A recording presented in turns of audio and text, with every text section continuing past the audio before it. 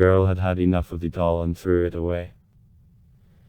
The boys picked her up, dragged her around on a wire all day, tore the rest of her clothes off, and threw her, naked, between the garages. Her arms were twisted out, one eye had fallen out, her hair was half torn off, and she was lying in the rain, disfigured and useless. Autumn approached, it began to freeze at night, and the doll's plastic skin turned from pink to blue. And no one could foresee the trouble that was coming to the city. The garage keeper once looked into the cul-de-sac, where it was, and wondered at the strange picture. The doll was not a child, it was half a meter big, swollen, with one glass eye looking at him, and near the corpses of dogs and cats, old, grey ribs sticking out from under the skins. The watchman argued, dug a hole there, put rotten things in it, and wanted to throw the doll at the same time, but he felt that someone grabbed his leg and let him go. He turned around and saw the doll standing on plastic legs in front of him, swaying. The guard fainted, and the doll fell on top of him and strangled him. Autumn nights are rainy and dark, every passerby is in a hurry to get home, and then a rumor spreads through the city, a strange murderer has appeared.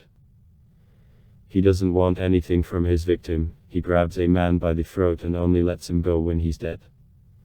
The police sent out reinforced patrols on the streets. Nothing helps. Every day, there's a new strangled man.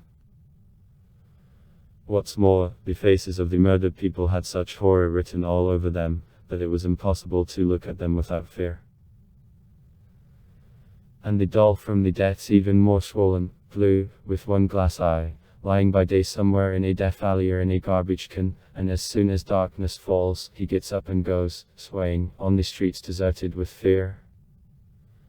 Townspeople stopped visiting each other in the evenings, going to the movies, to the theater, going straight home from work. Then the blue doll went home.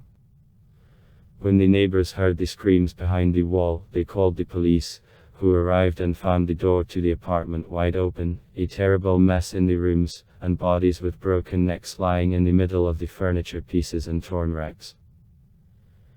In a jiffy the whole neighborhood would be cordoned off, every nook and cranny checked, no murderer, not even the slightest trace. And the girl, whose doll was hers, came out onto the balcony one evening without her parents' permission, sat down and looked out on the street between the twigs of the balcony. The lantern between the fallen trees is shining coldly, the puddles are glistening in black blotches, and she hears a creaking sound, as if someone large is walking on prostheses. She looks more closely and sees that this doll is walking. From the height of the 5th floor it seems small. Her arms were dislocated, one of her eyes was missing, and her dirty hair was hanging down over her blue face. The girl cried out in pity for her, but the doll was heading straight for her doorway. Quietly the girl went into the hallway, opened the door and down the stairs. Runs and whines, "My poor, abandoned." And the doll goes up, the stairs are trembling under her, sagging.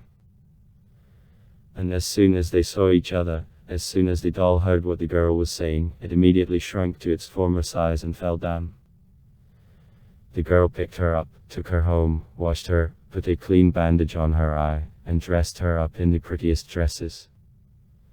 From that moment, unnoticed by everyone, the killing stopped. And for how long, who knows, the girl's parents say that they should throw away the old doll and buy a new, 4-in-1. Translated with Dawu people. com/translator, free version.